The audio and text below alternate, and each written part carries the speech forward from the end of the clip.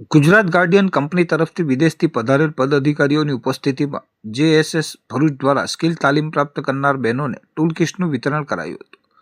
ભરૂચ જિલ્લાના વાલિયા તાલુકામાં આવેલ ગુજરાત ગાર્ડિયન કંપનીના વરિષ્ઠ પદાધિકારીઓ Ron Wopal, executive CEO Gus Bockhaus, vice president Alokkumar Modi, joint અને મેનેજિંગ ડિરેક્ટર તથા દિવ્યેન્દુ પુંઢેર, વાઇસ પ્રેસિડેન્ટ અને સીઈઓ કે જેઓ આજરોજ કંપનીના CSR પ્રોજેક્ટ સક્ષમના કામોની સમીક્ષા કરી મહિલા કુશળતા અને વિકાસ પ્રોજેક્ટ હેઠળ જનશિક્ષણ સંસ્થાન ભરૂચ દ્વારા સ્કિલ તાલીમ પામેલ સફળ તાલીમાર્થી બહેનોને રૂબરૂ મળી ટૂલ કિટ્સનું વિતરણ કર્યું હતું. કંપનીમાં યતીન છાયા દ્વારા સૌનું સ્વાગત કરી કાર્યક્રમની રૂપરેખા રજૂ કરી હતી અને આ સક્ષમ થયેલ મહિલાઓને રોજગારીની તક પૂરી પાડવામાં કંપની દ્વારા લીધેલ પગલાંને વિસ્તારથી સમજાવ્યું હતું. આ પ્રસંગે ગામના આગેવાનો, ચૂંટાયેલા પ્રતિનિધિઓ, અનિશાબેન વગેરે ખાસ ઉપસ્થિત રહ્યા હતા. તેમજ કંપનીના પદાધિકારીઓ, જનશિક્ષણ સંસ્થાન ભરૂચની ટીમના સભ્યો JS કાગદી, કૃષ્ણાબેન કઠોલિયા, વિભાબેન લાડોલા,